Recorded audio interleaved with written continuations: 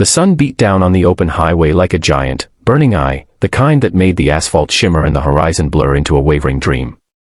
Augustin Morel had been on the road for 9 hours straight, his 18-wheeler pushing through the dry Pakistani countryside, when the unexpected happened. A frantic knocking, sharp, trembling, almost desperate, slammed against the side of his truck cab. He hit the brakes instantly, booted by instinct more than thought, because something in that knock didn't sound like trouble. It sounded like fear. When he pulled open the door, his breath caught. A young woman stood there, drenched in sweat and dust, clutching a bundled baby to her chest so tightly it was hard to tell where her trembling ended and the infant's began. The wind gusted, sending her dark, tangled hair whipping across her face, and she looked like someone who had been running for miles. He had seen stranded travelers before, but never like this. If you believe in kindness, compassion, or second chances, take a moment to like, comment, share, and subscribe to the channel Soul Moments Story. It helps us bring more heart-touching stories to you. Augustin guided the woman and her baby into his truck, his calloused hands gentle despite their alarm. Her name, she said, was Rihanna Sulfi. The baby was Naveed, only 6 months old. She spoke in broken bursts, like each word cost her something she didn't have much of: breath, courage, or maybe trust. She said her car had died kilometers back, the engine simply giving up under the brutal heat. She had been walking since dawn, hoping someone, anyone, would stop. When she finally heard a truck approaching, she prayed. She admitted those prayers had been whisper light, like a fragile thread she barely believed in. As the truck rolled forward again, Augustin kept glancing toward her, noticing how she held the baby close even after he had fallen asleep, how her shoulders stayed stiff, how her eyes kept darting toward the passing landscape as if she expected something or someone to emerge from it. She spoke little, but silence sometimes revealed more than words. Her exhaustion was not just physical. It had weight. It had history. Augustin wasn't a man prone to curiosity, but there was something about the way her fingers trembled when she smoothed the baby's hair, something about the dull, aching loneliness flickering across her face, that nudged him.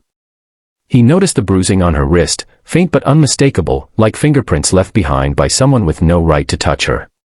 He didn't ask, not yet. He had been raised by elders who taught him that wounds will speak when they are ready. The heat outside grew heavier as noon passed, and even the steady hum of the road couldn't suit the storm of worry swirling around Rihanna. She barely touched the water bottle he offered. Her gaze followed each passing signboard as though measuring distance, calculating safety. Naveed whimpered occasionally, his small face scrunching with the discomfort of travel, and she would rock him with a rhythm that felt rehearsed, practiced, the kind only a mother who had known fear could perfect. As the hours stretched on, the story began to unfold. Not in dramatic bursts, but in tired, crumbling pieces. Rihanna had fled her home that morning. Her husband, a man named Sulman, had grown increasingly violent over the past year. What started as angry words became shoving, grabbing, and eventually, dangerous rage. She endured it quietly until he turned that rage toward Naveed. That was the moment something snapped inside her, something that refused to be reshaped by fear. She took the baby, grabbed a few clothes, and left. She didn't even take the money he kept locked in the bedroom drawer. She left with nothing but the hope that she could get to her aunt's house on the outskirts of the next city. Her car breaking down felt almost like a cruel joke from fate. Augustin listened quietly, his jaw tightening. He was not a man who stepped into other people's storms, but hearing her describe the last night she spent in that home, the shouting, the shattering glass, the way she shielded her infant with her own body, something inside him felt heavy. He understood fear, in his own way. Years ago, he had lost his sister, Marina, in an accident caused by someone who never stopped to help her. That memory had carved a permanent line across his heart, shaping him into someone who would never ignore another human in need again. As they approached the outskirts of the next city, traffic thickened and the sunlight softened into an afternoon glow. Augustin decided to stop at a roadside rest area, partly for a break, partly because he sensed Rihanna needed to breathe without the engine growl vibrating beneath her. He bought her a meal while she sat beneath a shaded bench, rocking Naveed gently.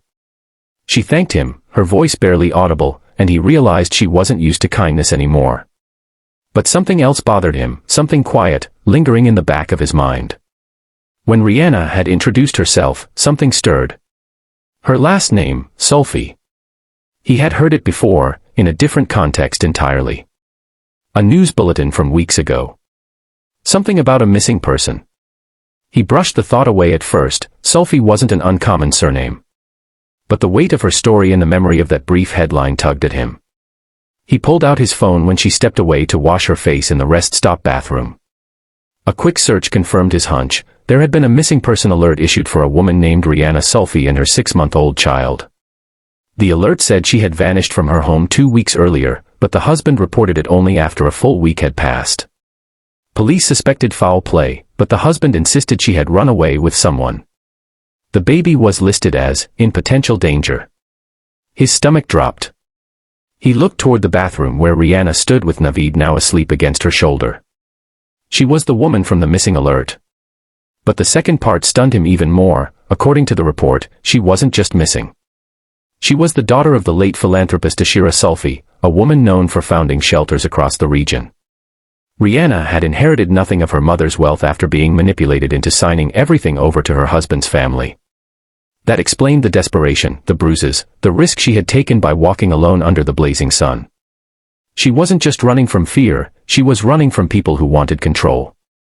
When she returned, he could see the exhaustion etched deeper in her eyes. She didn't know he had discovered the truth, and he wasn't sure whether revealing it now would help or break her further. Instead, he offered her more water, making sure his tone stayed gentle. She accepted it, finally drinking slowly as though her body was relearning how to receive care. As they got back on the road, he noticed a white sedan following them for several kilometers. His heart began to thump steadily, a slow warning. He glanced at Rihanna, who seemed to shrink subconsciously into the seat. The sedan accelerated slightly, closing the distance. Augustin felt the tension coil inside him like a tightened rope. He had seen men follow, chase, intimidate. This was no coincidence. He made a sudden decision to turn onto a smaller road, a detour that led toward the countryside. The sedan followed. His grip tightened on the steering wheel, and for the first time since he picked her up, fear flickered in Rihanna's eyes so clearly it felt like a spark in the dim truck cab. She whispered a single word, almost inaudible, him. Everything changed in that moment. Augustin pressed the accelerator, the truck roaring forward with surprising force. The chase lasted several minutes until he managed to pull onto a dusty side road hidden by tall trees. He shut off the engine, listening to the crunch of gravel as the sedan sped past, unable to see them tucked into the shadows. When silence settled, Rihanna broke down. Not with loud sobbing, but with the quiet, shaking kind that seemed to come from a place deeper than tears. Augustin stayed still, giving her space. Eventually, she looked at him with eyes that pleaded for something she didn't know how to ask for, safety. He told her one thing only, that she wasn't alone anymore. They drove straight to a local police outpost, where Augustin explained everything. Officers escorted Rihanna to safety while Naveed slept peacefully, unaware of the turmoil unraveling around him. Police confirmed her identity, relieved to find her alive. Her husband was already under investigation for suspected abuse and financial coercion. The white sedan belonged to a hired tracker sent to bring her back before she could testify. Hours later, when all the chaos settled, an officer told Augustin that he had saved more than one life that day. He had saved a future that had been nearly stolen. As Rihanna was placed in protective care, she turned to Augustin, her eyes no longer trembling but full of something else, gratitude mixed with the first flickers of hope. She told him she would rebuild her life, not for revenge, but for Naveed's future. It was the first time her voice didn't sound hollow.